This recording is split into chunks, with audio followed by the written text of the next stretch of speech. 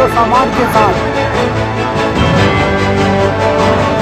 दिल्ली में इसकी टीम पहुंची, दिल्ली के सिंधु बॉर्डर पर, और वहाँ पर लिया जायजा किसानों के आंदोलन का। इस अवसर पर मंच पर संबोधित करते हुए मेघा पाटकर जो समाज सेवी कार्यकर्ता है, उन्होंने भी किसान आंदोलन को समर्थन देकर उनके केंद्र सरकार पर और मांगा किसानों के लिए तो गोडाउन सोनीपत में देश पर थोपा है और लॉकडाउन में थोपा है। वो हमारे महिलाओं को, हर कोई जो अन्नदाता है और अन्नदात्री है, उनको न केवल खतरे में डालेगा पर लूट ले जाएगा। असंभव है अगर इस देश की खेती में घुसपैठ होगी अडानी अंबानी की, तो कि हम खेती और खेतीहर को और हर जनता के, नागरिक के अन्न सुरक्षा को बचा पाए। साथियों, इसीलिए आज हमारे साथी जो पहले भी यहाँ आके गए हैं, आज भी आए हैं, 2 दिन यूपी के सीमा पर रखने के बाद 27 तारीख को यहाँ पहुंचे थे, और कन्याकुमारी से कश्मीर तक आज एक राज्य के साथी संयुक्त किसान मोर्चा का हिस्सा हो तो गए ही है, पर अपने अपने राज्य में ही नहीं, अपने अपने गांव और गली में दिल्ली के साथ जुड़कर इस आक्रोश को और आगे बढ़ा रहे हैं। क्योंकि आज अगर न्याय की कोई भी संकल्पना संविधान के आधार पर करनी है, तो आज की गैर बराबरी को मिटाए बिना न खेती के क्षेत्र में, आज अडानी अंबानी की बात तो सब जगह उठ रही है। हमारा नारा है, अडानी अंबानी की जागीर नहीं, पूंजीपतियों की जागीर नहीं, तो मोदी जी की भी जागीर नहीं, ये देश हमारा है। और इस देश में अडानी किस प्रकार से रोज 384 करोड़ रुपए की कमाई करते हैं, मुकेश अंबानी किस प्रकार से रोज 1085 करोड़ रुपए की कमाई करते हैं, ये संविधान के अनुच्छेद 39 के पूर्ण रूप से खिलाफ है।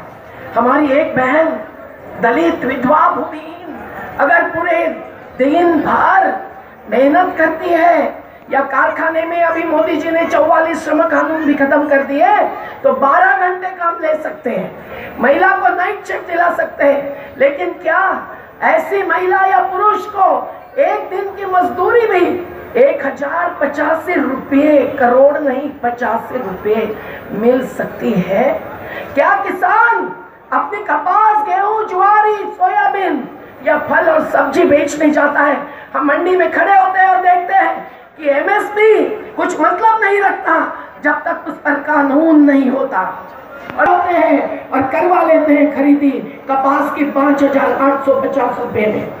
लेकिन आज के आगे निजी मंडियां अगर होगी तो क्या होगा, ये कोर्ट में कहने की भी क्या जरूरत है, सब कोई जान सकता है कि ये मुट्ठी भर ऐसे पूंजीपति जिनको लॉकडाउन में 68,000 करोड़ रुपए की ऋण मुक्ति मोदी सरकार ने दी, और हमारा संपूर्ण कर्ज मुक्ति का विधेयक बिल संसद में 2 साल से पड़ा हुआ है, पर उस पर आज तक बहस नहीं हुई। अब राय क्या है संसद में, जहां एमएसपी पर, न्यूनतम मूल्य पर भी दूसरा बिल हमने प्रस्तुत किया हुआ है, संसद में सवाल ही नहीं उठाए देते, तो जवाब क्या ले सकेंगे, ये हमारा सवाल है। और इसीलिए साथियों, आज जो आंदोलन चल रहा है वो इस जन संसद में ही जो निवाड़ा होता जाएगा। कल सुप्रीम कोर्ट जो बोलेगा, आज जो बोला है वो आपके सामने आया ही होगा व्हाट्सएप पर। उन्होंने बहुत कुछ कहा है, डांट दिया है सरकार को, लेकिन मैं अभी उसके बारे में कुछ नहीं बोलूंगी। सामूहिक जुड़े हुए वकील और संगठनों के साथी जिनको खुद होकर सुप्रीम कोर्ट ने जोड़ दिया, कोई गए नहीं देंगे, वो सामूहिक नेतृत्व में हम तय करेंगे जरूर। गोडाउन में अनाज होता है तब राशन में आता है, वैसा नहीं उपलब्ध होने वाला है। हमारे बस्तियों के साथी भी आए हैं प्रतिनिधि, उनको पूछिए, वो बताएंगे कि अब तैयारी शुरू हुई है कि राशनिंग की व्यवस्था खत्म की जाए और कुछ थोड़ी सी राशि डाल दी जाए अकाउंट में। आज तक 15 लाख नहीं मिली, तो ये राशि क्या काम आएगी? क्या बच्चों का पालन पोषण कर पाएगी? रोज 3000 बच्चे कुपोषण से मौत के कगार पर ढकेल जाने वाला ये देश, ये भगत सिंह का है, ये गांधी का है, ये बाबा साहब का है, लेकिन आज हमें शर्म आती है कि हमारी सरकार न 17 मिनट में एक आत्महत्या करने वाले किसान की आत्महत्या पर, नहीं 45 दिन में कोई शहादत पर कोई एक बयान देती है। रविंद्र गुप्ता, अध्यक्ष अखिल भारतीय रेलवे खान पान लाइसेंसिंग वेलफेयर एसोसिएशन। मैं यहाँ आज जो किसान आंदोलन कर रहे हैं धरना स्थल सिंधु बॉर्डर पर, मैं उनको समर्थन देने आया हूँ, लगातार आ रहा हूँ। बहन मेधा पाटकर के साथ हमारी सहभागिता आज नहीं 2004 से है। उन्होंने हम रेलवे के जो खान पान लाइसेंसीज हैं उनकी रोजी रोटी को बचाने के लिए एक लंबा संघर्ष किया है।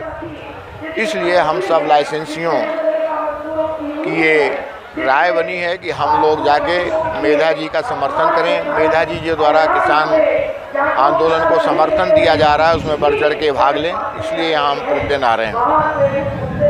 ये एक हठधर्मी सरकार, बार बार वार्ता के दौर तो चल रहे हैं लेकिन कोई समाधान नहीं निकल रहा है और 42-43 दिन के लगभग हो चुके हैं। किसान ऐसी कड़कड़ाती ठंड में घर परिवार छोड़कर यहाँ पड़े हुए हैं।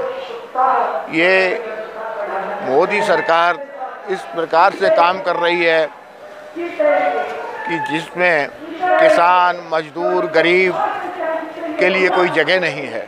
ऐसा लगता है जैसे व्यापारियों को और अपने व्यापारी मित्रों को लाभ पहुंचाने के लिए सरकार काम कर रही है। मोदी सरकार को ये नहीं भूलना चाहिए कि नीचे किसान है, ऊपर भगवान है। अगर इन दोनों के बीच में जो आएगा और इनके साथ अन्याय और अत्याचार करेगा, वो बिल्कुल इनकी बद्दुआओं से भस्म हो जाएगा। ये बात को उनको ध्यान रखना चाहिए। मैं केवल इतनी ही अपील कर सकता हूँ कि सारे मामलात को देखते हुए सरकार जो 3 काले कानून बनाए हैं, जिसके लिए सरकार ये किसान हमारे भाई इतने दिनों से धरनारत हैं, इसको तुरंत वापस ले, इनको रद्द करे और वार्ता के माध्यम से इनसे हर बिंदु पे चर्चा करके इनकी सहमति से नए कानून लाए जाए।